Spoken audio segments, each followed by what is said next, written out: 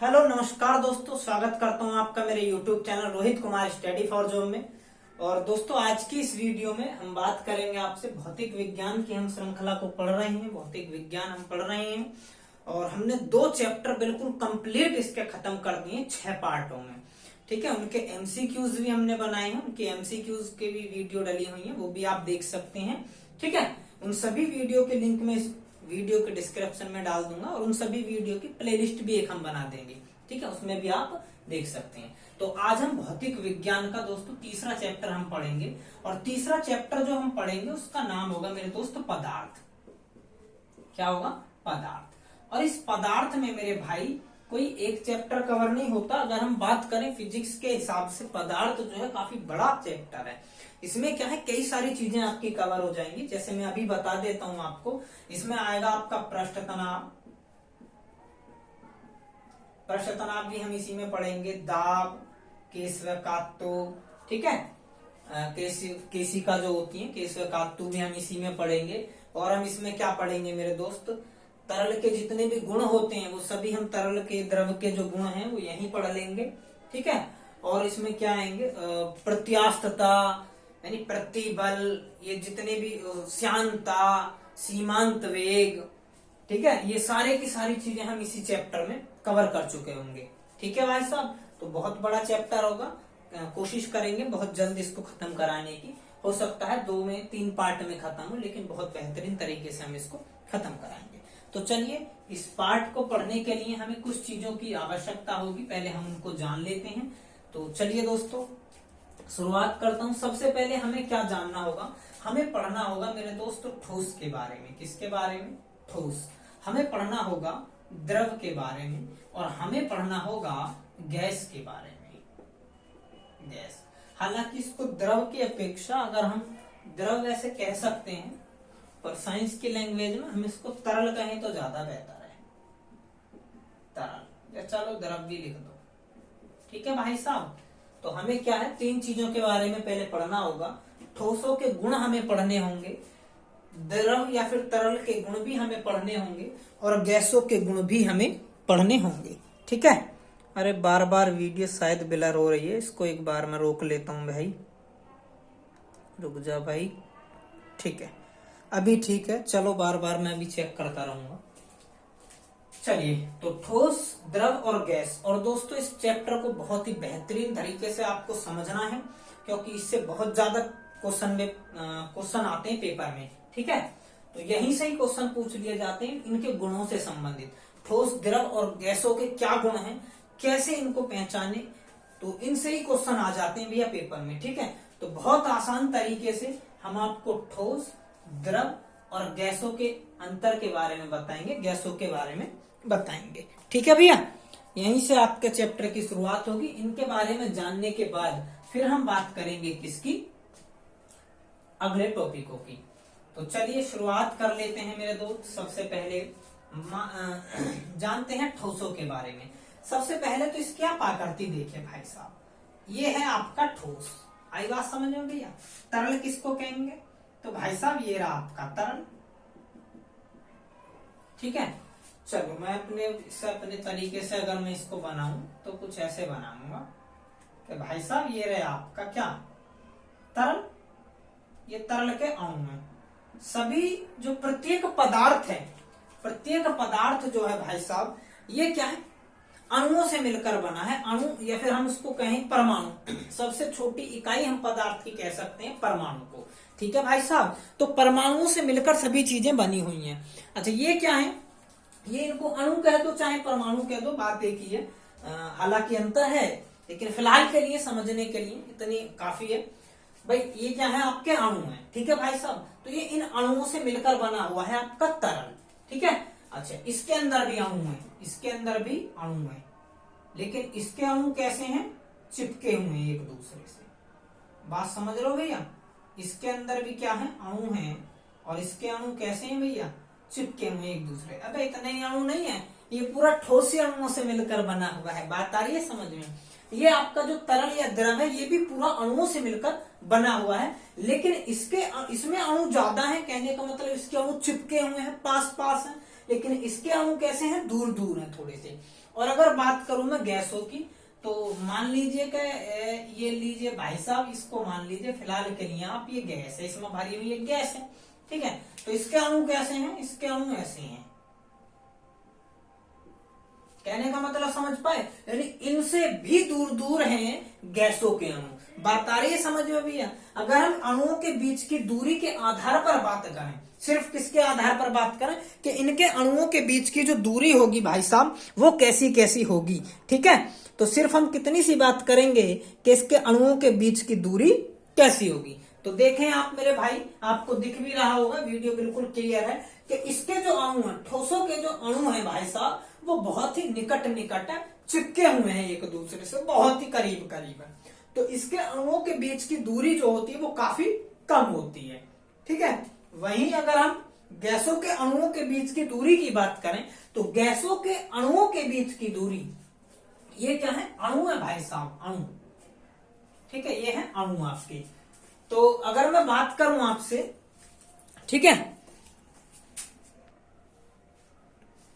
हाँ जी, तो चलिए मेरे दोस्तों, ये अणुओं की बात हो रही थी, ठीक है। तो अणुओं के बीच की हम दूरी को समझ गए भाई साहब, कि अणुओं के बीच की दूरी ठोसों में कैसी होती है, तरल यानी द्रवों में कैसी होती है, और गैसों में कैसी होती है, ठीक है।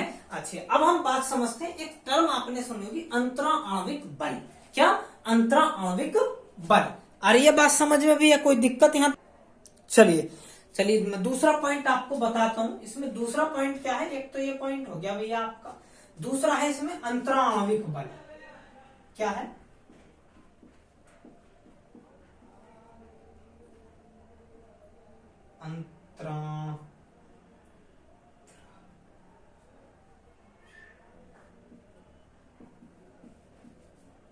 अंतराणविक बल, या इसको हम लिख दें अंतराणविक, अंतरा डैश करके आणविक बल, ठीक है। अंतराणविक बल, या फिर इसको लिख सकते हैं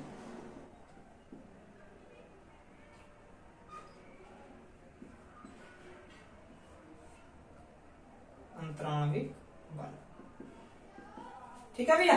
तो अगर हम बात करें किसकी, अंतराणविक बल की बात हम करें, तो अंतराणविक बल कैसा होगा ठोसों में, कैसा होगा तरलों में, और कैसा होगा आपकी गैसों में। तो इसके बारे में अगर हम पढ़ें, तो अंतराणविक बल का मतलब आप समझिए पहले, तब हम इसको बहुत बेहतरीन समझ पाएंगे। अंतराणविक बल का मतलब ये है, तो भाई साहब ये जो अणु है ना, अब मान लीजिए एक कमरे में आपने ठोस ठोस का आदमी भर रखे हैं, तो उनमें क्या, उनमें हटाने की, एक दूसरे को हटाने की जो ताकत है, सब लगा रहे होंगे आपस में, हटने की ताकत, यानी अपना बचाव तो सभी कर रहे होंगे भाई साहब। बात आपको समझ में आ रही है? तो इसी को हम कहते हैं अंतराणविक बल। अब देखो, अब ये जो बल लगा रहे होंगे हटने का एक दूसरे से, वो ये ज्यादा लगा रहे होंगे सर्वाधिक, क्योंकि ये पिछने को तैयार है बिल्कुल, तो ये बचना चाह रहे होंगे। बात आ रही समझ में? और उसी बचने के कारण दूसरे को पिछल रहे होंगे। बात ये भी समझ में आ रही है भैया, ठीक है। तो कोई दिक्कत, तो ये जो पिचलने और खुलने वाली चीज है, यही आपके अंतराणविक बल। आप इस चीज को समझिए। तो ठोसों के अंदर जो अंतराणविक बल है वो बहुत अधिक होता है, बहुत अधिक। और जबकि गैसों के अंदर अगर मैं बात करूं अंतराणविक बल की, तो वो बहुत कम होता है। भैया गैसों के लिए तो खुला दरबार है, खुले खुले घूम रहे हैं इसके अणु। कैसे घूम रहे हैं? खुले खुले। तो इनको एक दूसरे को हटाने की कोई आवश्यकता ही नहीं है, ठीक है नहीं। इनके लिए तो बहुत स्पेस है। तो इनके अणुओं के बीच में क्या होता है, अंतराणविक बल बहुत ही कम होता है, नगण्य होता है, ना के बराबर। बात आ रही है समझ में? जबकि ठोसों के बीच में बहुत अधिक होता है। अच्छा, बात कर रहे हो तरल की बात क्यों नहीं कर रहे हो, बेर बेर गैसों पर पहुंच जाते हो। समझो तरल के क्वेश्चन कैसे आते हैं और तरल के बारे में मैं आपको समझाता हूं। देखो, अब अगर वो कहेगा कि भाई तरल के अणुओं के बीच की जो दूरी होती है, तरल के अणुओं के बीच की दूरी कैसी होती है, तो हम क्या बताएंगे कि ठोसों के अपेक्षा तो अधिक होती है, लेकिन गैसों की अपेक्षा कम होती है। आई बात समझ में भैया? ये मिड पॉइंट है, बीच का पॉइंट है। इनसे होगी कम और इनसे होगी ज्यादा, अणुओं के बीच की दूरी। अच्छा, अब करें अंतराणविक बल की बात हम करें, तो अंतराणविक बल जो है तो इसका अधिक है, तो इससे होगा कम, ठोसों से कम होगा, लेकिन गैसों से अधिक होगा। मैं लिख देता हूं, चलिए दोनों पॉइंट, खैर कोई बात नहीं। इसका जो पहला पॉइंट है, अणुओं के बीच की दूरी, अणुओं के बीच की दूरी कैसी होगी, ठोसों से अधिक व गैसों से कम। ठीक है, बात आ रही समझ में। ऐसे ही अगर मैं यहां पर दूसरा पॉइंट यहां पर बनाऊंगा तो अंतराणविक बल कैसा होगा,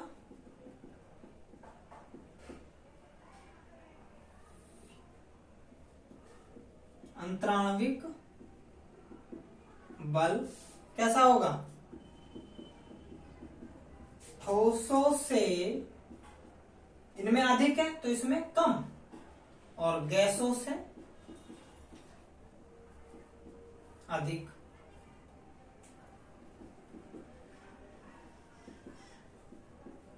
अधिक आई बात समझ में भैया। तो गैस क्या है, गैस मिड पॉइंट है, जिस चीज में वो अधिक होगा ठोस, उस चीज में ये कम होगा, जिस चीज में ये कम होगा उस चीज में ये अधिक होगा। बात आई समझ में आपको। चलिए आगे की पॉइंट करते हैं। इनके अणुओं के बीच की दूरी तो आप जानते हैं, अणुओं के बीच की दूरी दूर दूर होगी, और अंतराणविक बल कैसा होगा, नगण्य होगा, ना के बराबर होगा। ठीक है, चलिए और बात बताता हूं मैं आपको। इसके बाद अगर हम बात करें किसकी, इसके आकार की बात करें, आकार, तो आकार कैसा होगा, देखिए भाई साहब, आकार जो होता है ठोसों का क्या होता है, वो बिल्कुल निश्चित होता है। आकार कैसा होता है मेरे भाई, ठोसों का बिल्कुल निश्चित होता है। जबकि अगर मैं बात किसकी करूं, द्रव की बात करूं, तो द्रव का आकार कैसा होगा, इसका आकार तो कैसा हो गया, निश्चित, निश्चित, और इनका आकार कैसा हो जाएगा, अनिश्चित, अनिश्चित आकार है भाई साहब। ठीक है, जबकि अगर मैं बात करूं किसकी, बात करूं मैं गैसों की, तो गैसों का भी आकार कैसा हो जाएगा, अनिश्चित। ठीक है जी, आकार कैसा हो गया, देखो ठोसों का तो है निश्चित भाई साहब, लेकिन गैस और आपके किसका, गैस और तरल, इन दोनों का आकार कैसा हो जाएगा, अनिश्चित हो जाएगा। चलिए अब अगर मैं बात कर लेता हूं किसकी, आयतन की बात मैं कर लेता हूं, आयतन। तो ठोसों का जो आयतन होता है भाई साहब, वो होता है निश्चित। ठोसों का क्या होता है, आयतन निश्चित होता है। ठीक है भाई साहब, आयतन इनका कैसा होता है, निश्चित होता है। वीडियो बिल्कुल क्लियर दिख रही है ना, सही, ठीक है। हाँ, तो इसका आयतन हो गया आपका निश्चित। अच्छा, अभी अगर हम बात करें किसके आयतन की, द्रव के आयतन की, तो इसका आयतन भी कैसा होगा, निश्चित होगा। ठीक है, वहीं अगर मैं देखूं गैसों के आयतन की, तो गैसों का आयतन कैसा होगा मेरे दोस्त, तो गैसों का आयतन होगा अनिश्चित।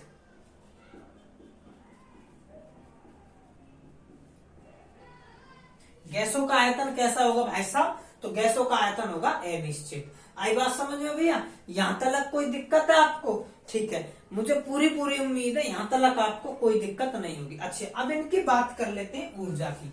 भाई इनके अणुओं के बीच में देखो ऊर्जा तो होती है, भाई हर किसी के पास ऊर्जा है, ठीक है, चाहे तो वो स्थितिज ऊर्जा हो, चाहे वो गतिज ऊर्जा हो। बात आ रही है आपको समझ में भाई साहब, स्थितिज ऊर्जा हो या गतिज ऊर्जा हो, होती जरूर है ऊर्जा। तो अब उसी ऊर्जा की बात हम कर लेते हैं कि भाई साहब इनकी ऊर्जा किसमें कौन सी ऊर्जा अधिक है।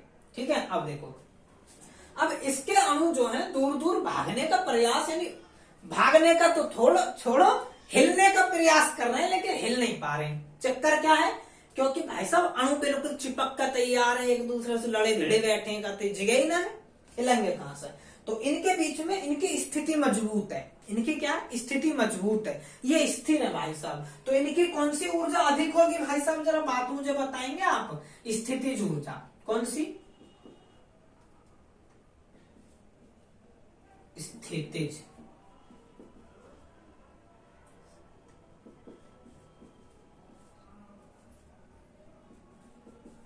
ऊर्जा अधिक। इनकी स्थितिज ऊर्जा कैसी होगी भाई साहब, अधिक होगी। अच्छा, अब हम बात करें किनकी, इनकी स्थितिज ऊर्जा की बात करें तो वही आंसर हो जाएगा, स्थितिज ऊर्जा ठोसों के मुकाबले कैसी होगी, कम। और जबकि गैसों की स्थितिज ऊर्जा कैसी होगी, स्थितिज ऊर्जा कम। ठीक है जी, गैसों की स्थितिज ऊर्जा कैसी होगी, कम होगी गैसों की स्थितिज ऊर्जा भाई साहब। ठीक है, और जबकि अगर हम देखें किसकी, क्या नाम है, ठोसों की स्थितिज ऊर्जा बहुत अधिक होगी।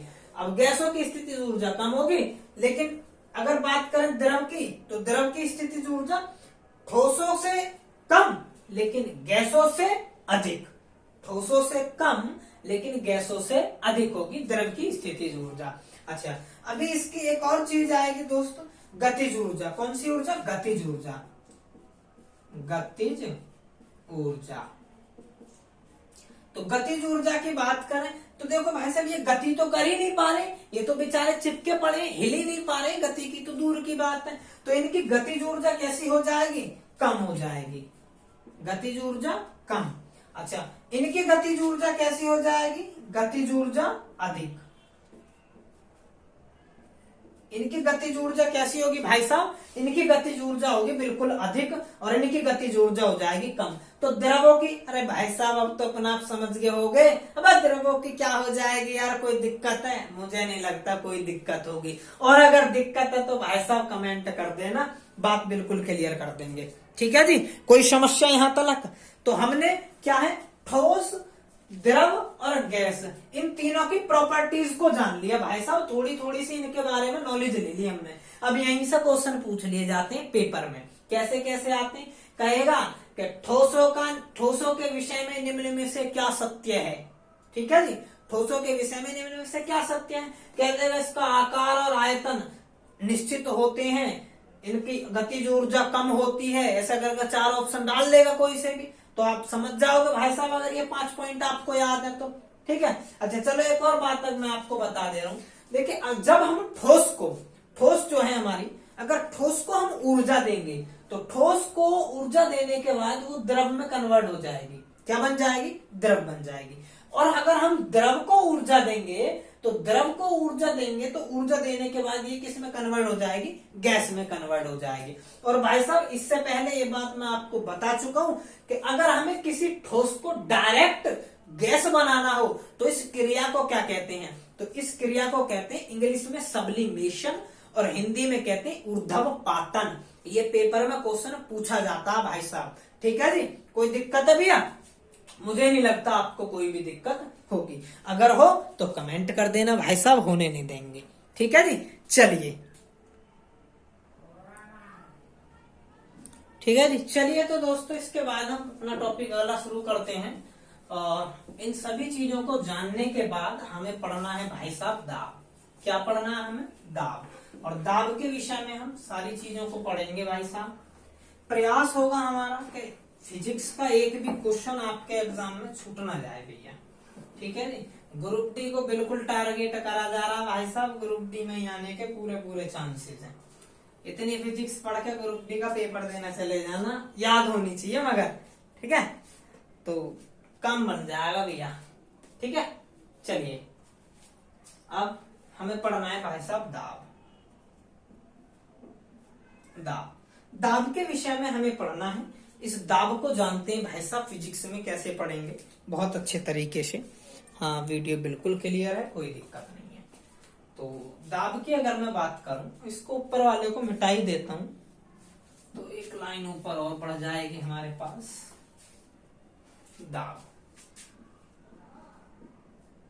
ठीक है, दिख रहा है ना, ठीक। तो दाब हमें पढ़ना भाई साहब। दाब के विषय में आपको बताएं कि दाब जो होता है ये बराबर होता है, किसके होता है, दाब बराबर होता है भाई साहब बल और वट्टे में क्षेत्रफल। बल वट्टे क्षेत्रफल को हम कहते हैं दाब। अच्छा, जब हम फिजिक्स का पहला पार्ट पढ़ रहे थे भाई साहब, मात्रक और विमाएं, तो उसमें भी हमने दाब की बात करी थी। दाब के आपको भौतिक राशि, मात्रक, ये सारी चीजें हमने निकालने का प्रयास किया था, निकाले थे। तो मैंने तब भी यही बात कही थी कि जितनी भी चीज हम फर्स्ट पार्ट में पढ़ रहे हैं ये सारी चीजें आगे फिजिक्स में आने वाली हैं भैया। ठीक है, तो आ गई भाई साहब दाब भी आपकी। चलिए, अब दाब होता है बल बटे क्षेत्रफल। तो अगर हम इसका भाई साहब मात्रक निकालने का प्रयास करें तो कैसे निकालेंगे आप समझिए। तो भाई साहब ये जो बल है इसको हम कहते हैं न्यूटन भैया। बल का मात्रक क्या है? न्यूटन है भाई साहब, सब जानते हो, पेपर में आता भी है, ना जानते हो तो इसे याद कर लेना। बल का मात्रक है न्यूटन। और क्षेत्रफल का मात्रक क्या हो जाएगा? मीटर का स्क्वायर। क्षेत्रफल का मात्रक मीटर का स्क्वायर। तो दाब, और दाब का मात्रक क्या होगा भाई साहब? न्यूटन पर मीटर स्क्वायर। दाब का एक मात्रक तो ये मिलेगा भाई साहब हमें, न्यूटन पर मीटर स्क्वायर। ठीक है, दूसरा दाब का, या इसी को हम क्या कहते हैं? न्यूटन पर मीटर स्क्वायर, न्यूटन वटे मीटर का स्क्वायर, इसी को हम कह देते हैं पास्कल, जिसको पीए से डिनोट करते हैं, पास्कल। ठीक है भाई साहब, ये क्या है? पास्कल। ये पास्कल बराबर ही क्या होता है ये समझ लीजिए, न्यूटन वटे मीटर का स्क्वायर। ठीक है, तो दाब का असली मात्रक तो भाई साहब पास्कल है, जो हमें पढ़ना पेपर में। लेकिन ये वाला भी पेपर में आ चुका है कि दाब का निम्न में से कौन सा मात्रक है। तो दाब का मात्रक न्यूटन बटे मीटर स्क्वायर भी है, इस बात को ध्यान रखना। अच्छा, अभी अगर हम बात करें इसके विमीय सूत्र की, इसकी विमा निकालने की, तो इस दाब का विमीय सूत्र या दाब की विमा कैसे निकालेंगे भाई साहब? हमें पता होना चाहिए बल का विमीय सूत्र क्या है। अब बल का अगर विमीय सूत्र आपने पढ़ा हो तो आपको जरूर पता होगा, मैंने पहले पार्ट में जरूर बताया।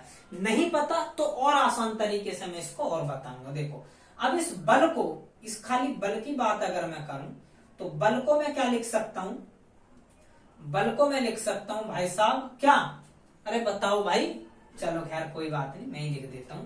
बल होता है हमारा F बराबर ma, जानते हो भाई साहब ये बल ही है हमारा, F बराबर ma, यानी F का मतलब फोर्स, यानी बल बराबर m का मतलब द्रव्यमान और a का मतलब त्वरण, द्रव्यमान गुणा त्वरण कह देते हैं हम इसको। अच्छा, अभी अगर हम इसकी बात करें खाली, तो ये हो गया आपका द्रव्यमान गुणा त्वरण।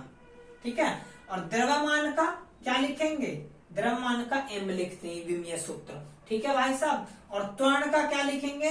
त्वरण का मात्रक लिख लो।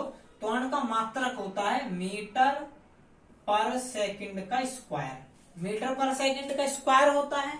तो भाई साहब मीटर के लिए मैंने आपको क्या बताया था कि L लिख लेना, और पर सेकंड नीचे है तो नीचे के लिए मैंने बताया था कि टाइम लिख लेना 2। टाइम की स्क्वायर, सेकंड की स्क्वायर यानी t का स्क्वायर। ये इसका विमीय सूत्र बनेगा। किसका? ये बल का बन रहा है अभी तो बल का विमीय सूत्र कितना हो गया भाई साहब? m l, और t जब ऊपर ले जाएंगे तो इसकी पावर हो जाएगी माइनस, तो m l t माइनस 2, ये तो होता है आपका बल का विमीय सूत्र, जो पेपर में आपसे डायरेक्ट पूछ लिया जाता है कि बल का विमीय सूत्र क्या होता है बताइए। तो ऐसा निकाल लोगे भाई साहब बल का विमीय सूत्र, अगर याद ना हो तो। ठीक है जी। अच्छा, अब अगर हमें बल का मिल गया तो भाई साहब इसका दाब का निकालने में हमें कोई बड़ी बात नहीं है भाई। दाब का विमीय सूत्र, विमीय सूत्र, और क्या हो जाएगा? दाब का विमीय सूत्र हो जाएगा भाई साहब, तो m l t माइनस 2, ये किसका हो गया भाई? बल का। ठीक है, और वटे में क्षेत्रफल का लिख दो। क्षेत्रफल का क्या होगा? क्षेत्रफल का हो जाएगा l की 2। ठीक है, लेकिन नीचे हम लिखते नहीं है कुछ, इसलिए हमें क्या लिखना पड़ेगा? ये सब कुछ ऊपर ले जाना पड़ेगा। तो m, अब देखो इस एक l से एक l की पावर खत्म हो जाएगी, खाली l बचेगा। ठीक है, तो होगा क्या? m l जब ऊपर ले जाएंगे तो माइनस में लिखेंगे, l की -1 और t -2। ये भाई साहब हो जाएगा क्या? इसका मात्रक, सॉरी विमीय सूत्र। तो दाब का विमीय सूत्र क्या हो जाएगा? m l की पावर -1 t -2। ठीक है भाई साहब, ये हो जाएगा दाब का विमीय सूत्र। कोई दिक्कत है भैया? अगर यहां तक दिक्कत आ रही है कि भाई साहब नीचे से ऊपर कैसे ले रहे हैं, ऊपर से नीचे कैसे ले रहे हैं, तो पहली वीडियो फर्स्ट पार्ट हमारा जरूर देख लें भाई साहब आप फिजिक्स का, जिसमें मैंने बहुत ही बेहतरीन तरीके से आप सभी लोगों को समझाया है कि ये विमाओं का खेल कैसे खेला जाता है। कैसे इनको ऊपर नीचे किया जाता है, कैसे इनको ब्रैकेट में लिखा जाता है, सारी बातों का जिक्र हमने वहां पर किया है। ठीक है, तो अभी फिलहाल आपको इतनी सी बात समझ में आई कि दाब के बारे में, दाब का मात्रक क्या क्या होंगे, दाब के विमीय सूत्र क्या होगा। ठीक है भैया, आगे भी हम पढ़े दाब के विषय में। चलिए इसको नोट डाउन कीजिए, जल्दी से स्क्रीनशॉट लेना चाहे ले सकते हैं। 1 मिनट और भैया, इसमें मैं आपको जब मैंने फर्स्ट पार्ट पढ़ाया था तो सदिश और अदिश राशियां बताना हमने भूल गए थे शायद, उसमें नहीं बताया हमने, अभी यहीं पर मैं बता देता हूँ आपको। देखिए ये आपका जो बल है भैया, ये जो बल है, पहले दाब को समझिए, ये जो दाब है ना, ये है आपकी अदिश राशि, अदिश राशि। ठीक है, अच्छा अगर आपको भैया अदिश और सदिश राशियां समझ में नहीं आती, कैसी है अदिश राशि, तो आप कमेंट बॉक्स में क्लिक कर देना एक बार कि भैया अदिश और सदिश राशि हमें समझ में नहीं आती है। बहुत ही बेहतरीन तरीके से आपको अदिश और सदिश राशि समझा सकता हूं मैं। ठीक है, आप जरूर लिखें अगर समझ में नहीं आती है। तो ये जो दाब है आपकी, ये एक अदिश राशि है। ठीक है, अच्छा ये जो क्षेत्रफल है भाई साहब, आपका क्षेत्रफल जो है ये क्या है आपका, ये है एक सदिश राशि। ऊपर लिखे, देखूं क्या बल के ऊपर दिखेगा क्या भैया, लिख दें तो नहीं दिखेगा। चलिए कोई बात नहीं, हम यहां ले आते हैं इस बल को। तो बल जो है ये क्या है आपकी सदिश राशि, सदिश राशि। और ये जो क्षेत्रफल है आपका, ये भी क्या है भाई साहब आपका सदिश राशि, सदिश राशि। ठीक है, तो भाई साहब बल और क्षेत्रफल ये दोनों के दोनों है सदिश राशि आपकी, जबकि दाब क्या है आपका एक अदिश राशि है।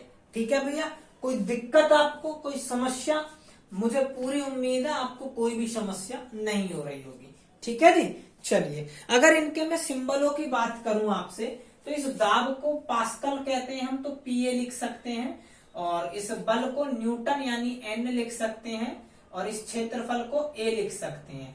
बात आ रही है समझ में, एरिया यानी कि। ठीक है, इसको सिंबल में भी डिनोट कर लो भाई साहब, क्योंकि हो सकता है पेपर में सिंबल आ जाए। ठीक है ना, चलिए चलिए इससे आगे हम देखते हैं दाब के विषय में मेरे दोस्त।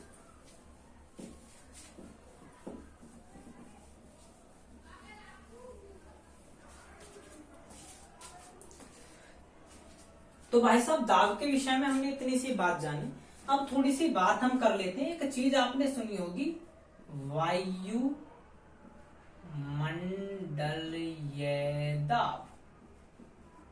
ठीक है भैया, आपने क्या चीज सुनी होगी, वायुमंडलीय दाब का नाम आपने जरूर सुना होगा। ठीक है, तो समझते हैं जरा ये वायुमंडलीय दाब है क्या। ठीक है, तो देखो भैया, भाई आप जानते हो हमारी पृथ्वी क्या है कि चारों ओर से गैसों का घेरा बना हुआ है हमारी पृथ्वी पर।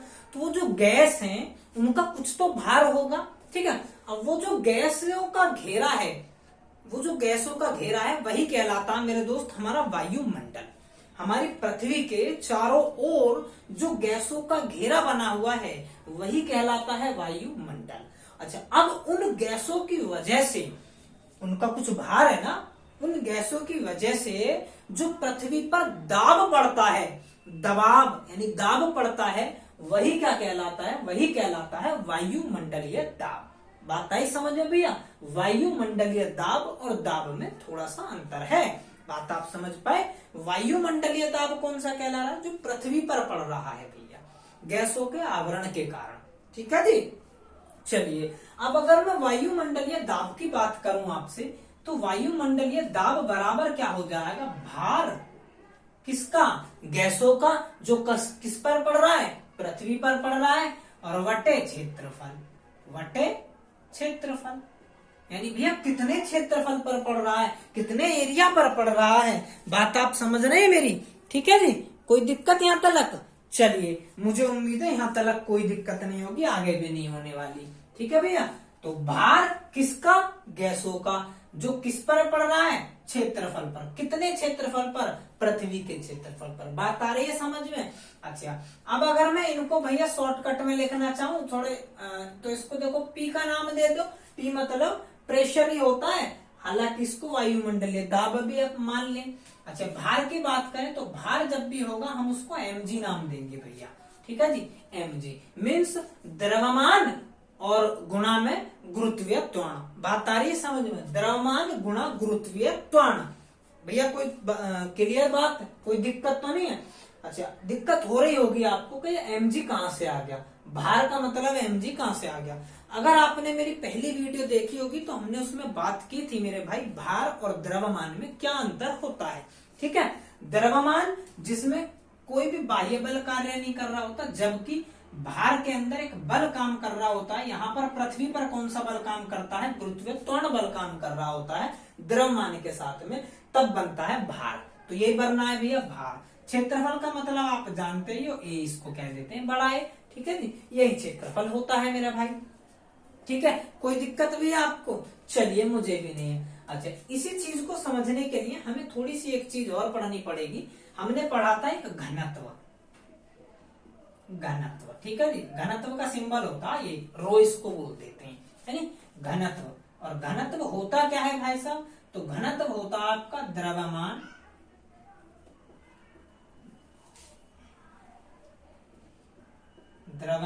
वटे आयतन।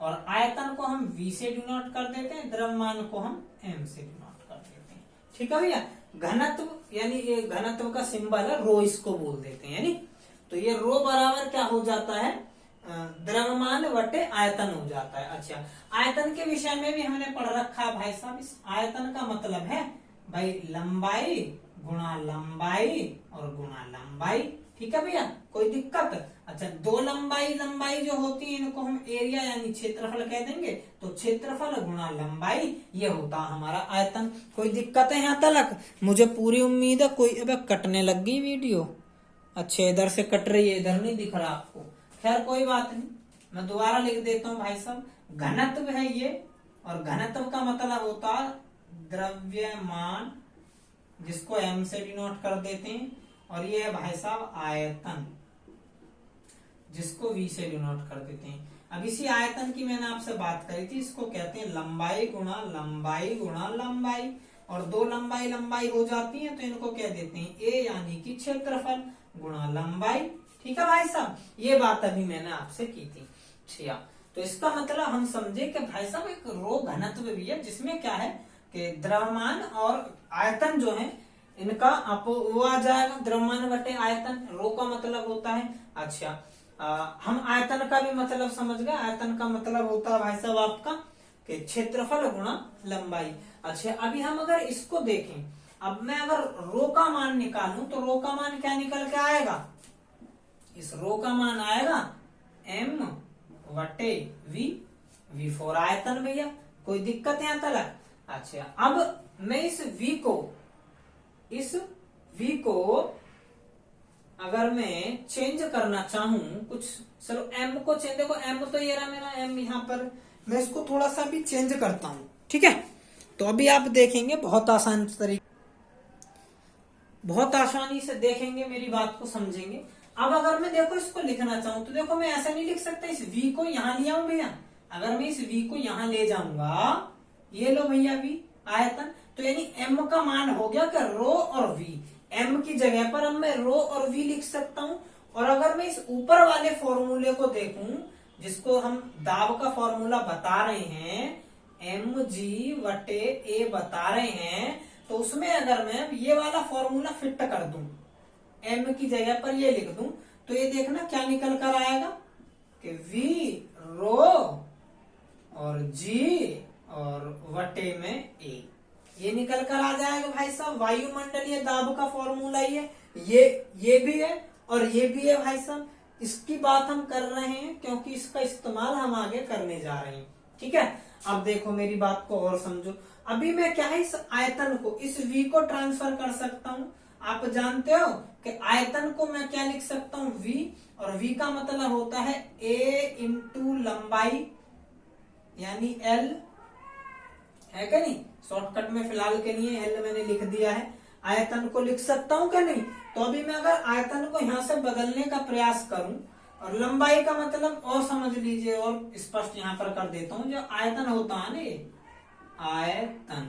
आयतन होता लंबाई गुणा चौड़ाई गुणा ऊंचाई, यही होता है भैया आयतन। ठीक है, अब लंबाई गुणा चौड़ाई का मतलब होता है क्षेत्रफल,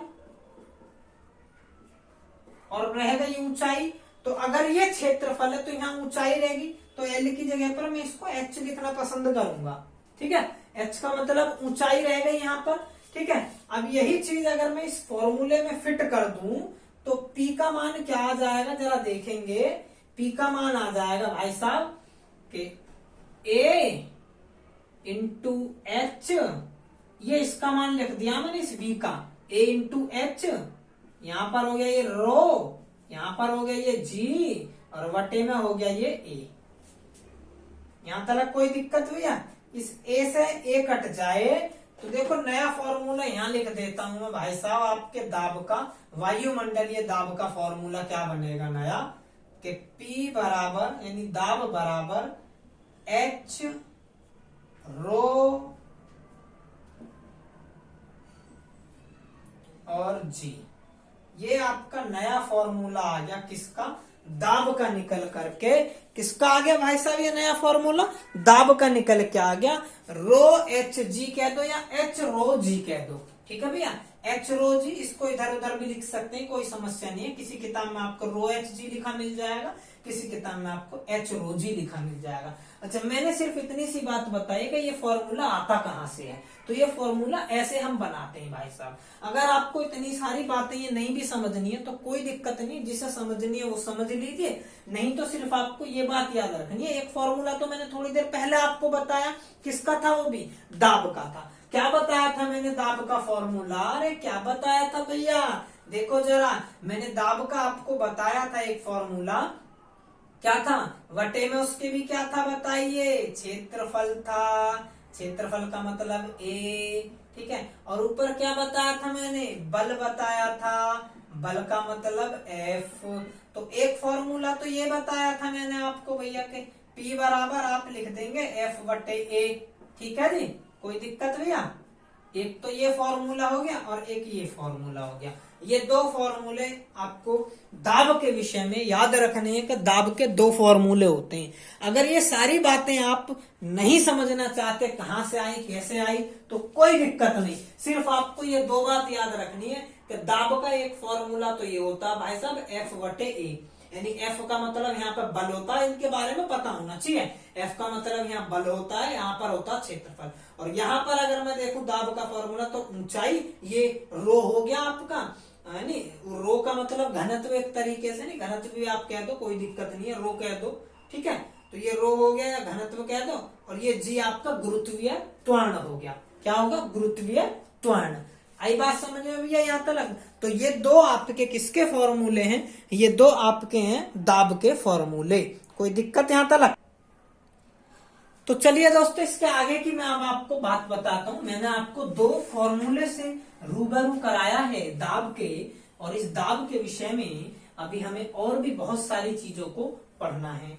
तो ये दो फॉर्मूले आप याद रखेंगे दाब के, कोई दिक्कत नहीं है भैया। इसके बाद अगर हम बात करें किसकी, आपके दाब की या वायुमंडलीय दाब आप कह लीजिए, तो इसको हम इंग्लिश में कहते हैं ATM। अब ये वो वाला ATM नहीं है जिससे पैसे निकालते हैं, ये है एटमॉस्फेरिक, एटमॉस्फेयर, इसमें छोटा लिखते हैं हम इसको, यानी ATM, यानी तो एटमॉस्फेयर। और एक एटमॉस्फेयर का मान क्या होता है, ये आपसे पेपर में पूछा जाता है। तो एक एटमॉस्फेयर का मान होता 1.013, और इसके बाद में क्या लगा दे, 1.013 इंटू 10 की पावर 5 और न्यूटन पर मीटर का स्क्वायर, इसके आगे लिख देना PA यानी पास्कल। ठीक है जी, इतना इसका मान होता है। कोई दिक्कत है भी है यहाँ पे? ठीक है जी, चलिए, हाँ, दो मात्रक नहीं लिख सकते, इसको मिटा दो। ठीक है, एक एटमॉस्फेयर का मान जो होगा आपका कितना होगा, वो 1.013 इंटू 10 की पावर 5 और न्यूटन पर मीटर का स्क्वायर। ठीक है भैया, ये होता है आपका क्या, एक एटीएम की वैल्यू, एटमॉस्फेरिक प्रेशर की वैल्यू। ठीक है जी। अच्छा, मैं आपको और भी इसके कई मान लिखाता हूं मेरे भाई, उससे पहले आपको बताता हूं इन सब चीजों के बारे में। एक शब्द आपने पढ़ा होगा, बार। बार, ये बार का मतलब क्या है, पहले इस बात को समझ लीजिए। एक बार का मतलब होता है 10 की पावर 5 पास्कल। एक बार बराबर होता है 10 की पावर 5 पास्कल। ठीक है, तो यानी अब अगर मैं इसका मान, अब अगर मैं मेरे भाई इसका मान बार में निकालना चाहूं, इस एटमॉस्फेरिक प्रेशर का मान बार में निकालूं, तो 1.013 बार हो जाएगा। ठीक है जी, 1.013 बार इसका आंसर आ जाएगा अगर मैं इसका मान बार में निकालना चाहूंगा। ठीक है जी। अच्छा, अब अगर मैं इसका आंसर, एक और इसका मान होता है भैया, जिसको हम बोलते हैं 76 सेंटीमीटर HG, यानी पारा। HG का मतलब पारा, जहां भी HG लिख जाए ना, पारा समझ लेना। पारा मापी में बात हम कर रहे हैं, सेंटीमीटर। और इसको बनाया था टोरिसेली भाई साहब ने। किसने? टोरिसेली भाई साहब ने। भाई साहब एक बात आपको बता दूं, ये बात भी ध्यान रखना, दाब मापी यंत्र जो है वो किसने बनाया है? वायुमंडलीय दाब मापी यंत्र जो है सबसे पहले किसने बनाया? तो टोरिसेली ने बनाया। किसने? टोरिसेली ने। अभी इसकी बात भी करूंगा मैं आपसे। ठीक है जी। पारे से उन्होंने बनाया था, टोरिसेली से। पारे से निर्वात उन्होंने क्रिएट किया था और उसी से पता लगाया दाब के विषय में। ठीक है जी। और यही उसमें भी वैल्यू क्या आती है? ये आती है 76 सेंटीमीटर HG। अच्छा, अगर मैं इसी को ही भाई साहब क्या है mm में मापूं, mm में, तो इसी का मान मैं आपको बताऊंगा 760 mmHg। ठीक है भैया। अच्छा, इसी को ही मैं क्या कह देता हूं, इसी को ही मैं कह देता हूं 760 टोर। 760 टोर। आपने पढ़ा होगा कि भैया टोर में कितना होता है एक एटीएम का मान, तो एक एटीएम एटमॉस्फेरिक प्रेशर का मान होता है 760, सॉरी 766 नहीं, 760। ठीक है भैया, 760 mmHg या फिर 760 टोर। आई बात समझ में भैया? तो ये सभी क्या है? ये सभी इसके मान है भाई साहब। कोई दिक्कत यहाँ तक? ये सभी किसके मान हैं? तो ये सभी के सभी मान किसके हैं? आपके वायुमंडलीय दाब या फिर दाब के हैं। ठीक है, तो चलिए दोस्तों, इससे आगे की चीजों को हम देखेंगे अभी। ठीक है, इस दाब के विषय में बात करेंगे अभी, और कौन सी चीजें आएंगी। ये सभी चीजें आपने समझ ली होंगी, मुझे पूरी उम्मीद है आपको बहुत बेहतरीन तरीके से ये सारी चीजें समझ में आई होंगी। अच्छा, अभी हम कुछ महत्वपूर्ण तथ्यों की बात कर लेते हैं दाब से संबंधित। ठीक है ना? बस एक बार चेक करूंगा दिख रहा है ना सही। अबे कटने लगा, थोड़ा सा नीचे लिख देता हूं, दाब। ठीक है, अभी दिखा क्या? दाब, कोई दिक्कत नहीं, सब दिख रहा है। तो भाई साहब इस दाब के विषय में अगर मैं बात करूं आपसे, और दाब के क्या, मैं सबसे पहले इस दाब की अगर गणना की बात करूं, दाब के विषय में सबसे पहले किसने बताया हमें ये वायुमंडलीय दाब या फिर दाब, इन सब चीजों के विषय में सर्वप्रथम जो हमें ज्ञान दिया भाई साहब, सबसे पहले जिसने हमें बात बताई कि भाई साहब दाब भी कोई चीज है। ठीक है जी। तो चलिए, हाँ, हम बात कर रहे हैं कि सबसे पहले मेरे भाई साहब सर्वप्रथम वायुमंडलीय दाब की गणना, वायुमंडलीय दाब की गणना, सबसे पहले जो वायुमंडलीय दाब की गणना करी है वो आपकी किसने करी है? वान ग्यूरेक।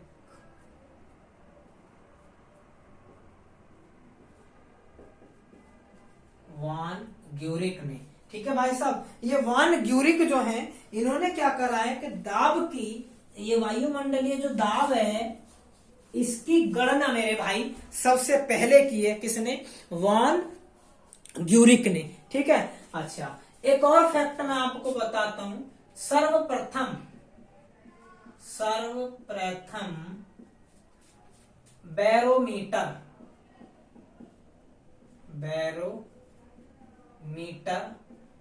निर्माण ये किसने किया भाई साहब? सर्वप्रथम बैरोमीटर निर्माण तो ये किया था टॉरिसेली ने। ठीक है भाई साहब, इनका नाम आपने सुना भी होगा। टॉरिसेली जो है उन्होंने सर्वप्रथम किसका निर्माण करा? सर्वप्रथम बैरोमीटर निर्माण। हाँ जी, बैरोमीटर का निर्माण इन्होंने ही करा भाई साहब, पारे से बैरोमीटर बनाया इन्होंने। ठीक है जी। अच्छा, एक और आपको यहाँ से, अच्छा इनके बाद में कौन आए? इनके बाद में भाई साहब इसको क्या है, इन्होंने निर्माण कर दिया, लेकिन बेहतरीन ढंग से जो हम आज इस्तेमाल कर रहे हैं उस तरीके का नहीं हुआ करता था। ठीक है, तो आज के टाइम में जो हम इस्तेमाल कर रहे हैं और जिनसे हम मौसम का पूर्वानुमान लगा लेते हैं भाई साहब तुरंत के तुरंत, वो जो बैरोमीटर दिया है और जिस पर हम काम कर रहे हैं, तो संशोधित बैरोमीटर हम उसको कह सकते हैं। संशोधित बैरोमीटर या फिर वर्तमान कह दीजिए, वर्तमान। ठीक है, संशोधित बैरोमीटर कह दो, चाहे इसको कह दो वर्तमान में जो बैरोमीटर काम कर रहा है भाई साहब, वो किसका है, वो किसने तैयार किया है, जिसके विषय में आज हम जानते हैं, तो उसका नाम है फोर्टीन। ये जो 14 है भाई साहब, इसी का बैरोमीटर है आज के समय में, जिसका ज्यादातर लोग इस्तेमाल भी कर रहे हैं भैया। ठीक है जी।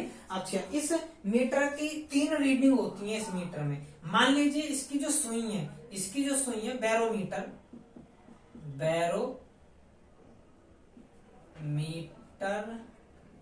का पाठ्यांक। ये यहां से भी आपके क्वेश्चन आते हैं, भर भर के स्टार लगा लेना 3-4। ठीक है, मान लीजिए अगर बैरोमीटर का पाठ्यांक जो है अचानक नीचे गिर जाए, अचानक नीचे गिर जाए, अगर बैरोमीटर का पाठ्यांक जो है और वो अचानक नीचे गिर जाए, तो उस स्थिति में होगा क्या मेरे भाई? अचानक नीचे गिरने की स्थिति में आंधी तूफान आएंगे, आंधी तूफान। यानी अगर बैरोमीटर का रीडिंग जो अचानक नीचे गिर गई, तो उस स्थिति में आंधी तूफान आने की संभावना है। और मौसम विज्ञान जो है आपका, मौसम वाले जो कर्मचारी हैं, वो घोषणा कर देंगे कि भाई साहब तेज आंधी तूफान आने की संभावना है। अच्छा, दूसरी स्थिति में मान लीजिए वो धीरे धीरे नीचे गिरे, धीरे धीरे नीचे जाए। अगर सुई धीरे धीरे नीचे जाती है, तो आप समझ लीजिए उस स्थिति में क्या होगा कि घटा, हल्की फुल्की बारिश वगैरह है, ये वर्षा होगी। वर्षा लिख लीजिए, वर्षा होना। ये सिर्फ वर्षा को इंडिकेट करेगा, आंधी तूफान वगैरह को नहीं। बात समझ रहे हैं कि वर्षा हो सकती है। अच्छा, तीसरा इसका पाठ्यांक जो होगा, तीसरा पाठ्यांक इसका जो होगा मेरे भाई, ठीक है, तो तीसरी इसकी रीडिंग एक और होती है मेरे भाई, और उसमें क्या होता है, अगर सुई धीरे धीरे ऊपर उठे, यानी नीचे तो चली गई, अभी क्या होगा कि धीरे धीरे ऊपर उठे। अगर धीरे धीरे बैरोमीटर की सुई ऊपर उठेगी भाई साहब, तो मौसम क्या होगा? मौसम साफ होगा।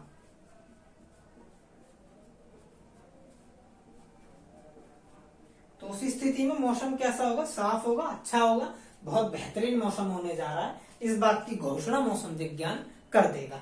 ठीक है भैया, तो ये बैरोमीटर के बारे में अन्य कथन हो गए भाई साहब, जो आपको याद रखने हैं और जो पेपर में पूछे भी जाते हैं। ठीक है जी, चलिए तो इसके बाद दोस्तों अभी हम बात कर लेते हैं द्रव संबंधी पास्कल के नियम है।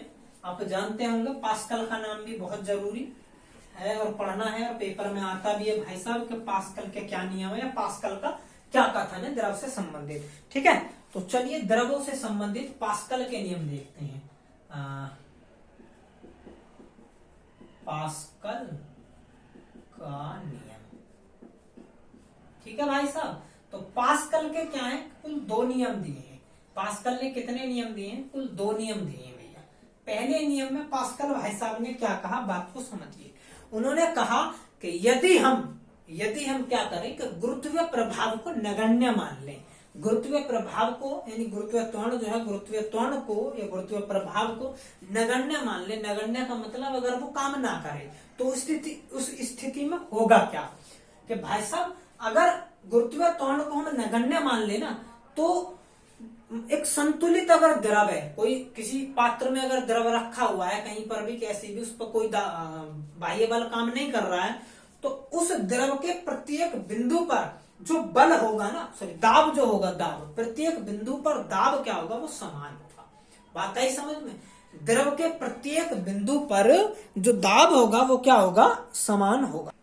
ठीक है जी, कोई दिक्कत भैया? चलिए, एक तो ये बात पास्कल भैया ने बताई पहले वाक्य में अपने में।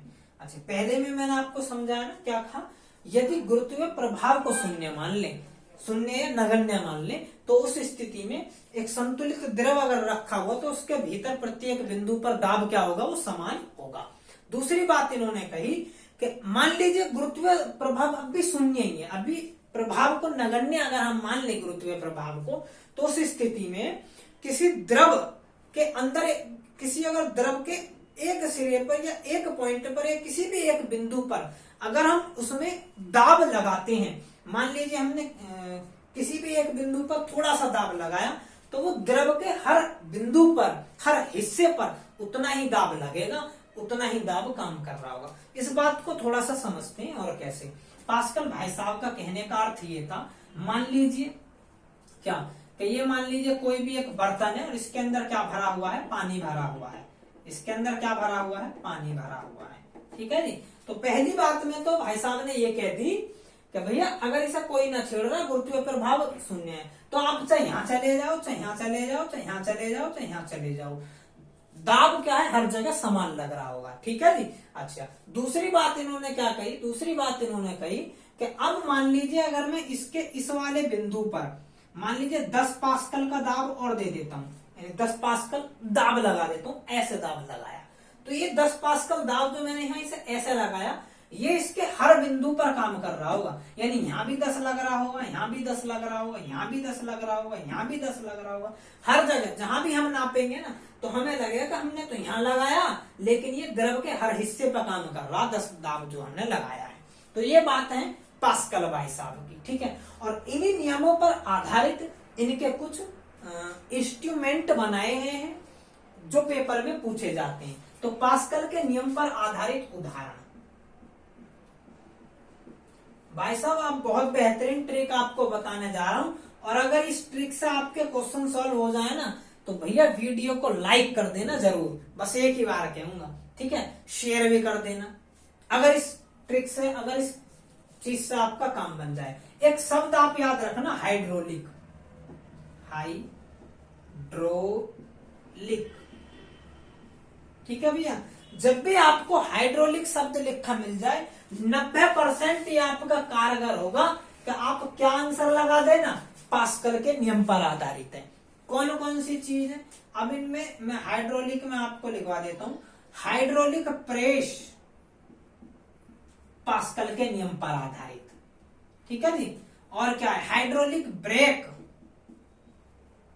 पास्कल के नियम पर आधारित, और क्या है जी, हाइड्रोलिक लिफ्ट पास्कल के नियम पर आधारित। कोई दिक्कत भी है आपको, तो हाइड्रोलिक लिफ्ट कहे, हाइड्रोलिक प्रेस कहे, हाइड्रोलिक ब्रेक कहे, ये तीनों के तीनों किस पर आधारित है, पास्कल के नियम पर आधारित है। कोई दिक्कत भाई साहब आपको? मुझे पूरी उम्मीद है आपको ये सारी चीज समझ आएंगी। इनके जो पास्कल के 2 कथन है, 2 नियम है, वो भी आपको समझ आ गए होंगे। कोई दिक्कत भी है यहाँ तक? ठीक है। अच्छा, पास्कल की बात मैं तुम्हें बताऊं, और देखो पास्कल के नियम कैसे काम कर रहे होते हैं हाइड्रोलिक ब्रेक वगैरह में। ये ऐसे काम कर रहे होते हैं। मान लीजिए पास्कल भाई साहब कहने के अनुसार न्यू लगा लो। ठीक है,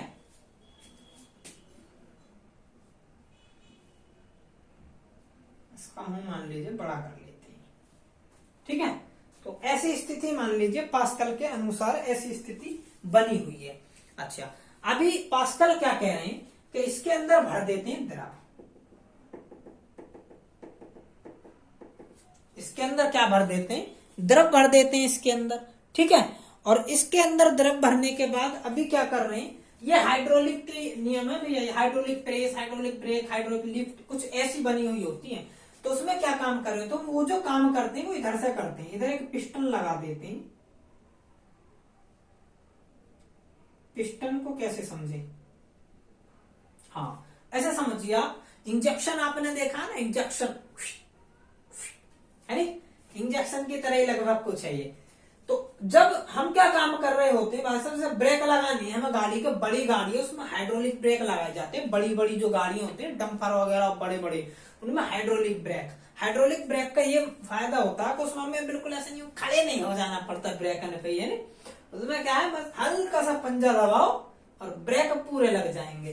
तो हम सिर्फ यहाँ पर बल लगा रहे होते हैं, हल्का सा ब्रेक लगाते हैं, यहाँ हल्का सा दाब। छोटी सी चीज को सरकाना हमारे लिए आसान है, तो हम इस छोटी सी चीज को आसानी से सरका लेते हैं। लेकिन इसी की वजह से हाइड्रोलिक का मतलब क्या है, इसमें द्रव भरा हुआ है, और द्रव में पास्कल के नियमानुसार ये बात कही गई है कि अगर यहाँ दाब हमने 10 पास्कल का लगा दिया तो हर जगह 10 पास्कल का लग रहा होगा। ठीक है भाई साहब, तो यहाँ भी 10 पास्कल का ही लग रहा होगा। अब यहाँ 10 पास्कल में रास्ता बड़ा है, तो यहाँ 10 पास्कल में ज्यादा द्रव घुस जाएगा अंदर को, ज्यादा द्रव बाहर निकलने का प्रयास करेगा, जबकि यहाँ कमी निकला है 10 पास्कल लगने के कारण। तो यहाँ क्या होगा, बड़ी पिस्टन को खिसका देगा। ये 10 पास्कल का जो हमने बल लगाया है ये बड़ी पिस्टन को सरका देगा, और बड़ी पिस्टन का मतलब यहाँ पर होंगे ब्रेक, तो ये छोटा सा दम लगाने पर बड़ी से ब्रेक लगा देगा। कोई दिक्कत भाई साहब? इस तरीके से लगभग आपका काम करता है ये पास्कल का नियम। ठीक है जी, चलिए चलिए दोस्तों, इससे आगे की बात अभी हम करते हैं, और इससे आगे अब क्या महत्वपूर्ण तथ्य मैं आपको लिखवा देता हूं इस दाब के संदर्भ में। ठीक है, तो दाब से संबंधित फिर से महत्वपूर्ण तथ्य हम पढ़ेंगे। दाब के महत्वपूर्ण तथ्य।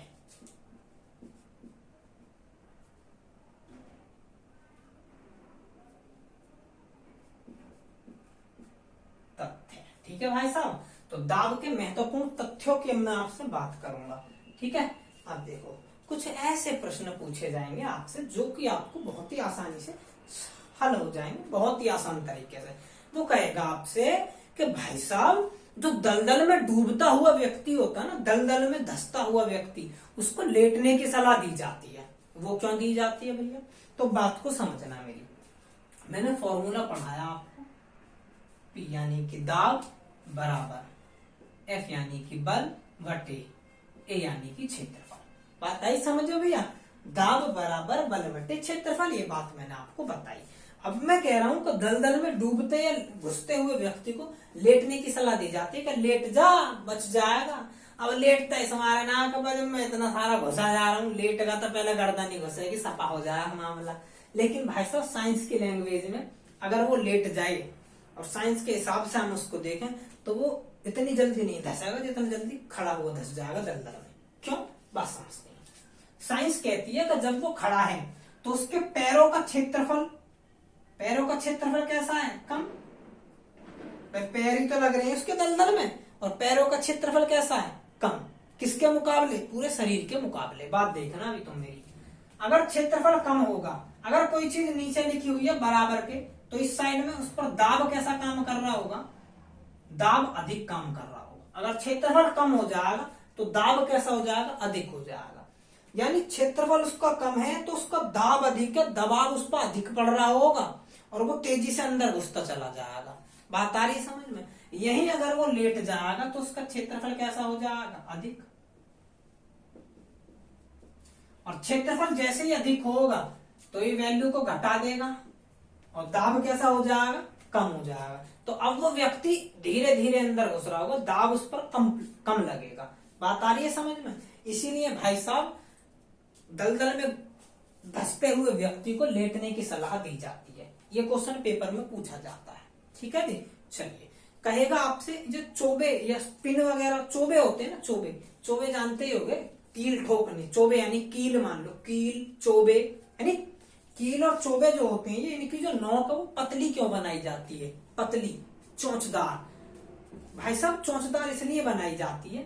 दूसरा ये भी पूछ लेता कि एक सरिया को दीवार में ठोकना कठिन है एक कील या चोबे के मुकाबले, क्योंकि कील या चोबे की जो नोक है वो पतली होती है, सरिये की नोक पतली नहीं होती भाई साहब, ठीक है।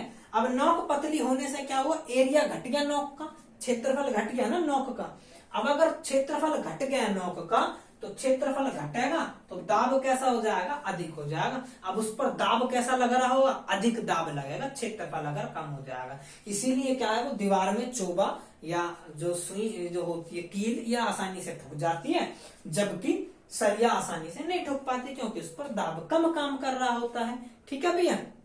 अच्छा, यही आपके ऐसे ही क्वेश्चन पूछे जाते हैं, किसी में क्षेत्रफल कम का आंसर। अच्छा, एक कहेगा कि बड़े बड़े जो टायर होते हैं, ट्रक होते हैं, उनके टायर चौड़े चौड़े बनाए जाते हैं, नहीं चौड़े टायरों का क्या वो है भाई साहब फायदा। या जिप्सी आपने देखी ना, जीप, राजस्थान में जीप चलती है, क्योंकि रेत होता है वहां पर, और रेतों में जीप को चलाना आसान होता है साइकिल के मुकाबले, बाइक के मुकाबले।